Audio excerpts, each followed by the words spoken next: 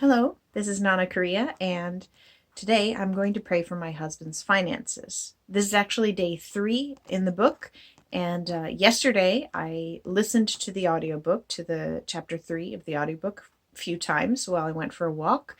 But when I got back to the house, my dad called me on Skype, and I never got a chance to record the prayer or anything else. So I'm going to do it this morning on Sunday morning, and I will pray and I'll be right back with you.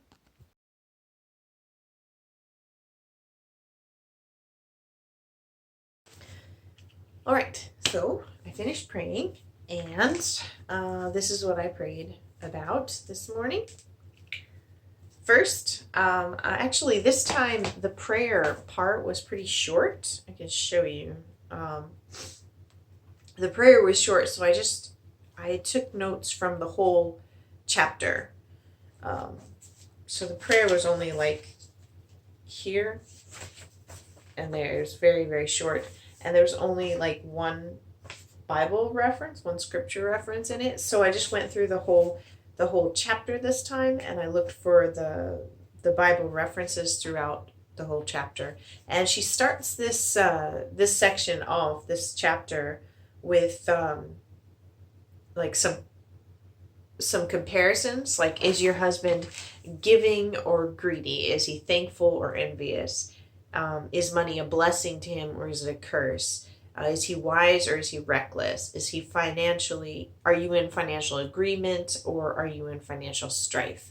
And so I just prayed through each of those things, and I asked that he would be giving and thankful, and that money would be a blessing to our marriage, and that he would be wise, and that we would both be in financial agreement. So I just prayed through those.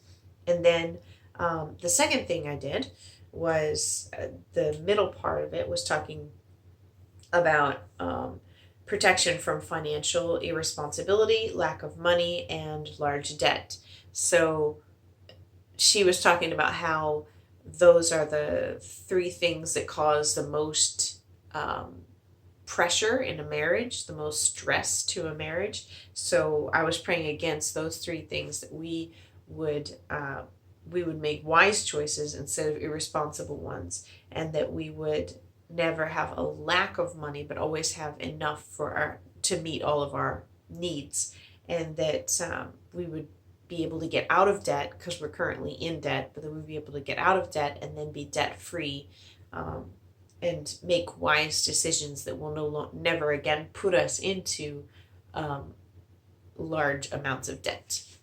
And so I prayed through the Bible verses that were in that section of the book. They were Malachi 3:10, Psalms 41, 1 and 2, Psalms 34, verse 10, Proverbs 21, 13.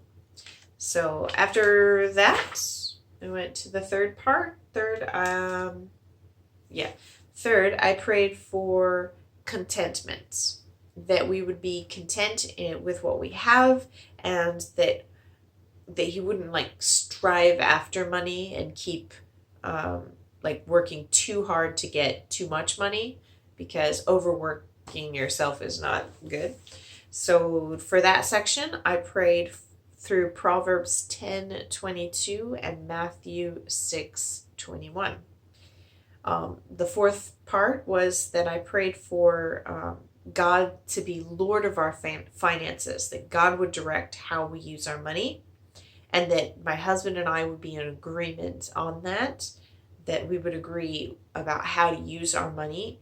And if God is Lord of our finances, we should agree. And then that we would be debt free, and that God would lead and guide us in how we use our money. And 5, I prayed for myself to be a blessing to our finances, that I would not be wasteful, but instead be frugal, and so that I would give to our finances instead of taking from them. And I prayed that I would not be a nagging wife, but instead be an encouraging and blessing wife. And number 6, I just pray through the power tools at the end of the prayer. So the power tools were Luke 12:29-31, Ecclesiastes 5:19, Proverbs 28:27, Psalms 37:25, and Philippians 4:19. And that is it for day 3. I will see you tomorrow for day 4. Bye.